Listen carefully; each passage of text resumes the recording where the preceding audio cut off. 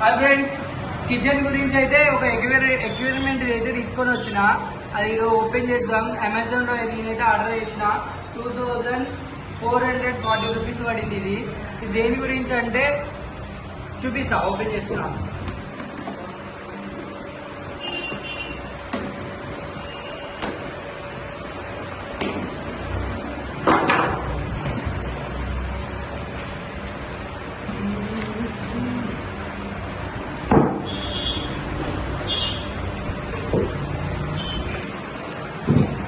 ఇది ప్రోడక్ట్ అన్నమాట. ఇది దేని గురించి అంటే మనం